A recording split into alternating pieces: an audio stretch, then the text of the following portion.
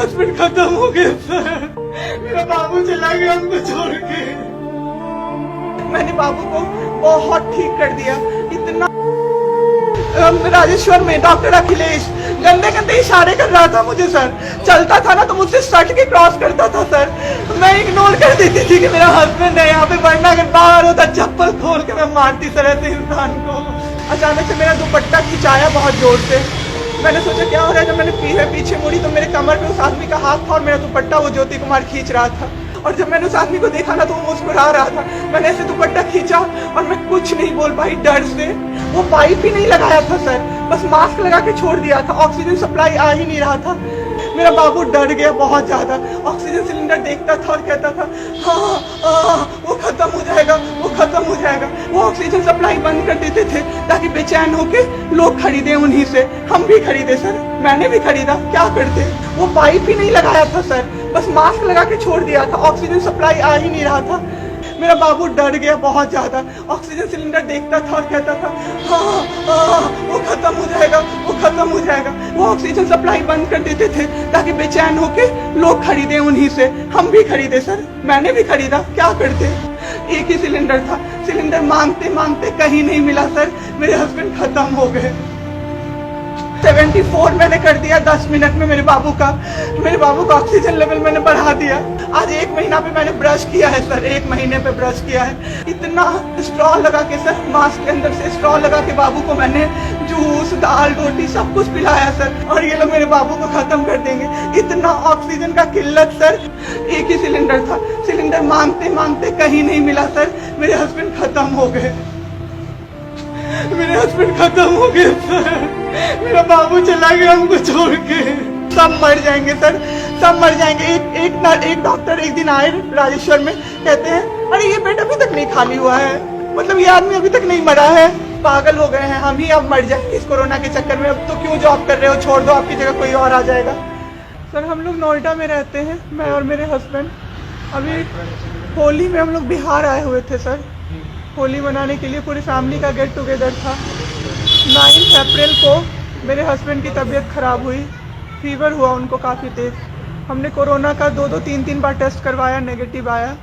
RT-PCR के लिए दिया तो वहाँ पे भागलपुर में सर, भागलपुर में थे हम लोग, वहाँ पे 1 दिन 2 दिन वेट करते करते 10 दिन तक रिपोर्ट नहीं आया। फिर हमने नोएडा के एक डॉक्टर हैं उनसे कंसल्ट किया, वीडियो कंसल्टेशन से।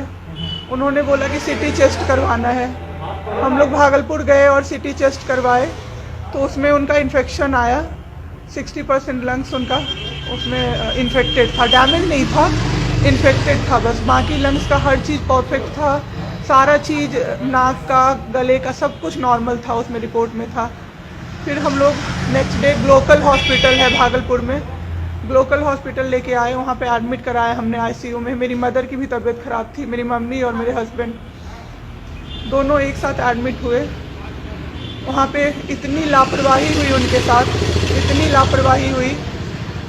डॉक्टर्स आते थे बस विजिट के लिए, 10 मिनट देख के गए। उसके अलावा जितने भी वहाँ पे नर्स थे, कंपाउंडर्स थे, सारे के सारे जल्लाद थे सर।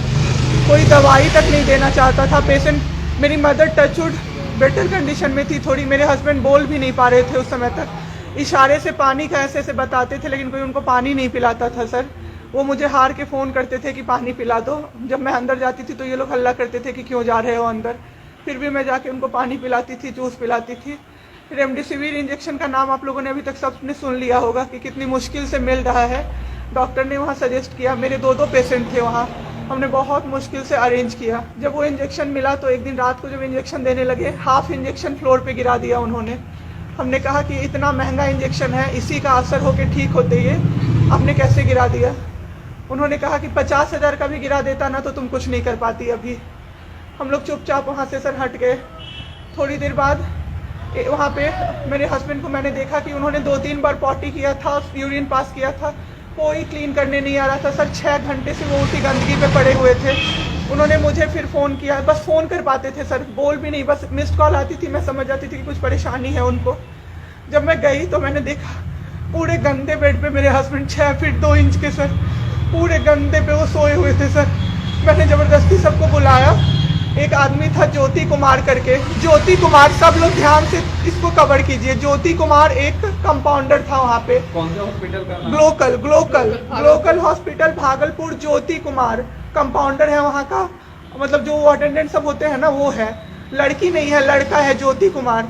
उसको मैंने रिक्वेस्ट किया कि भैया प्लीज़ आप मेरे हस्बैंड की मदद कर दीजिए, रात में ये लोग रुकने नहीं दे रहे हैं मुझे अपने पास, इनके पास। उसने बोला ठीक है ज़रूर मदद करूँगा, ये कह के, और मैं अपने हस्बैंड से बात करने लगी, इशारे से ही वो बात कर रहे थे, मैं बोल रही थी। अचानक से मेरा दुपट्टा खिंचाया बहुत ज़ोर से। मैंने सोचा क्या हो रहा है, जब मैंने पीछे मुड़ी तो मेरे कमर पे उस आदमी का हाथ था और मेरा दुपट्टा वो ज्योति कुमार खींच रहा था। मेरी माँ पीछे से चिल्लाई, मेरे हस्बैंड ऐसे ऐसे होने लगे, पूरा पसीना उनको चल गया, कुछ बोल नहीं पा रहे थे वो।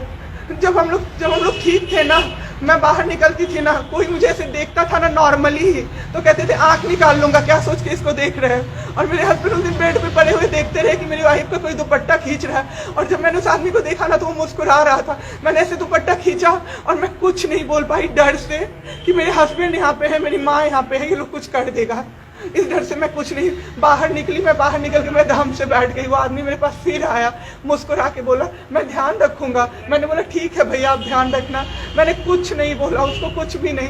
2-3 दिन बाद ऐसे ही कोई सुविधा नहीं, कुछ नहीं। मेरे हस्बैंड की तबीयत उस दिन से बिगड़ी जब रात के 2 बजे में मेरी मदर के बगल वाले बेड पे एक अंकल, मास्क उनका हट गया था और वो अंकल चिल्ला के नर्स को बुला रहे थे और मेरी मम्मी चिल्ला रही थी जल्दी आइए ये मर जाएंगे, जल्दी आइए ये मर जाएंगे। कोई नहीं आया और अंकल ने दम तोड़ दिया।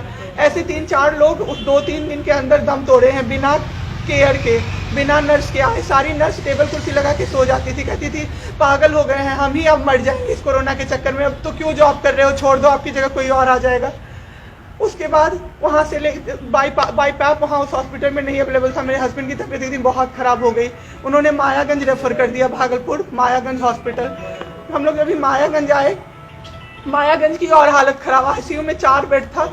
मेरे हस्बैंड के बगल वाले बेड पे 4 लोग 6 से 7 घंटे में 4 लोग खत्म हुए। क्यों खत्म हुए? वो नर्स को बुला रहे थे, सिस्टर आ जाओ, दिक्कत हो रही है, और सिस्टर नहीं आती थी। एक अंकल तो बुलाते बुलाते उलट के गिर गए, पूरा सर फूट गया, ब्लड और मर गए वो अंकल वहीं पे। इतना मेरे हस्बैंड डर गए। शाम होते होते मेरे हस्बैंड की तबीयत अचानक से खराब होने लगी, पूरा ये सब ड्राई हो गया, एक लेयर व्हाइट कलर का जम गया उनके ऊपर, बहुत ज़्यादा तबीयत खराब हो गई। हम लोगों को समझ में नहीं आ रहा था कि हो क्या रहा था। अचानक से मेरे दिमाग में आया ना, डॉक्टर को कम से कम 5-6 बार मेरी बहन बुलाने गई है, क्योंकि कोई डॉक्टर था ही नहीं ड्यूटी। कब हुई आपके हस्बैंड की घटना? परसों। सुनिए मेरी बात, पहले पूरी कहानी मेरी सुनिए। मेरी बहन 5 बार 6 बार गई है बुलाने डॉक्टर को मायागंज में, तो डॉक्टर क्या कह रहे हैं, यार रात में भी सोने नहीं दोगे। जब हमने देखा जाके सर, तो लाइट ऑफ, इमरजेंसी के नाइट डॉक्टर्स का लाइट ऑफ, और सब नीचे बिछा के मूवी देख रहे हैं और सो रहे हैं, और दरवाजा तक नहीं खोला सर। मेरे हस्बैंड की ऐसी हालत हुई, जब मेरी दीदी बहुत जाके चिल्लाई तब एक डॉक्टर आए वहाँ से, तो उन्होंने देखा क्या कि मास्क, उन्होंने ऐसे मास्क लगा होता है ना, उसमें एक ऑक्सीजन सप्लाई का पाइप होता है ना, वो पाइप ही नहीं लगाया था सर, बस मास्क लगा के छोड़ दिया था, ऑक्सीजन सप्लाई आ ही नहीं रहा था। जब बहुत कम हो गया तब वो डॉक्टर आए और पाइप लगाया, मेरे हस्बैंड तुरंत भी जिंदा हो गए। उसी दिन से उनके दिमाग में वो ऑक्सीजन की किल्लत का डर बैठ गया सर। 7 घंटे बिना ऑक्सीजन के रहे सर, लड़ते रहे। फिर उस दिन इतना वो डर गए, वो बोले नहीं अब हमको कहीं बाहर लेके चलो। दिल्ली में सर हमने बेड का किया, बहुत पता नहीं था, दिल्ली में कहीं भी जगह नहीं था।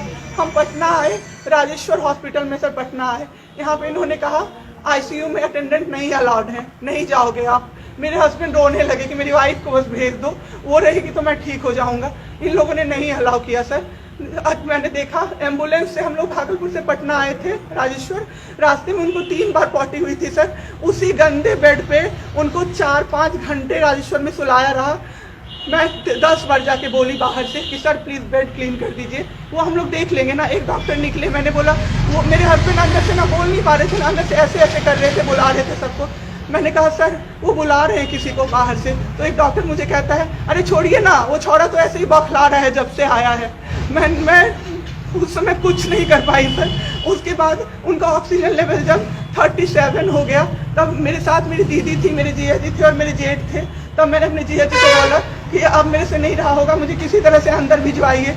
तब उन्होंने जबरदस्ती मुझे अंदर भेजा और 37 से 74 मैंने कर दिया 10 मिनट में मेरे बाबू का ऑक्सीजन लेवल मैंने बढ़ा दिया।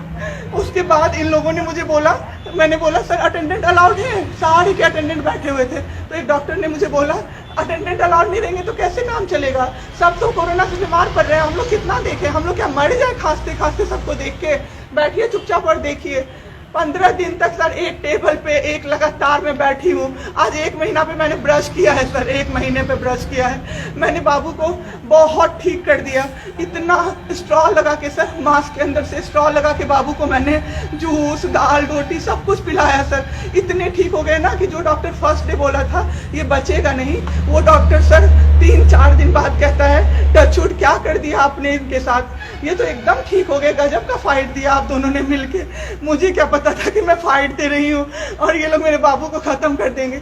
इतना ऑक्सीजन का किल्लत सर, मेरा बाबू डर गया बहुत ज्यादा। ऑक्सीजन सिलेंडर देखता था और कहता था हाँ वो खत्म हो जाएगा, वो खत्म हो जाएगा। मैं कहती थी नहीं खत्म होगा बाबू। 1.5 घंटे के लिए सर ऑक्सीजन सप्लाई बंद रहता था। बाद में हमें पता चला ये लोग ब्लैक मार्केटिंग कर रहे हैं अंदर में ऑक्सीजन सिलेंडर का। जो अस्पताल वाले हैं ना वो ऑक्सीजन सप्लाई बंद कर देते थे ताकि बेचैन होके लोग खरीदें उन्हीं से। हम भी खरीदे सर, मैंने भी खरीदा, क्या करते हमें भी तो चाहिए था। परसों सर सुबह में हमारे पास एक ही सिलेंडर था, पाइपलाइन बंद हो गया, मेरे हस्बैंड को बाईपैप लगा हुआ था, उनको 2 सिलेंडर से जाना था, एक ही सिलेंडर था। सिलेंडर मांगते मांगते कहीं नहीं मिला सर, मेरे हस्बैंड खत्म हो गए सर। मेरा बाबू चला गया हमको छोड़ के।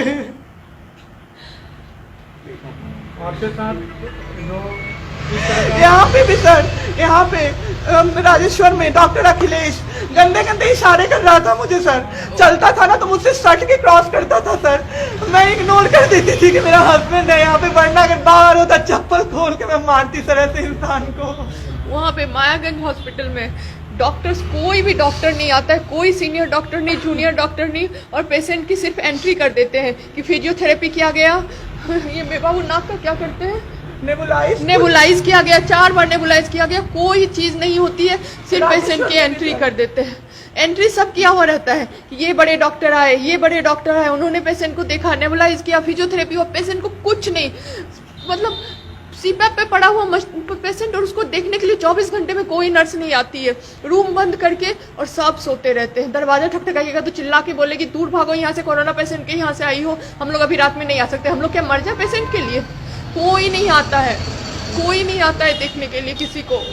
ये लोग पटना में तो 26 तारीख को आए पटना। मैम आपके साथ जो ये सब हुआ है, गलत हुआ है, इसकी शिकायत आपने किसी को की है? अभी किसको करे सर, परसों तो मेरा बाबू गया है, परसों शाम। आप क्या चाहती हैं सरकार से? क्या अभी सबसे पहले तो मैं चाहती हूँ कि सारे जगह ये सबसे पहले तो मुझे कोई प्लेटफॉर्म मिले जिसपे मैं ये बोल सकूँ टीवी पे जाके, ताकि लोग बचें। अब जिसके साथ जो हो नहीं हो वो तो सेकेंडरी है। हमारे जैसे जो लोग उसमें पड़े हैं ना, जो ये छोड़ के भूल जाते हैं कि पेशेंट का ख्याल डॉक्टर्स रखेंगे, वो जाके अपने पेशेंट का ख्याल रखें, नहीं तो सब मर जाएंगे सर, सब मर जाएंगे। एक डॉक्टर एक दिन आए राजेश्वर में, कहते हैं अरे ये बेड अभी तक नहीं खाली हुआ है, मतलब ये आदमी अभी तक नहीं मरा है।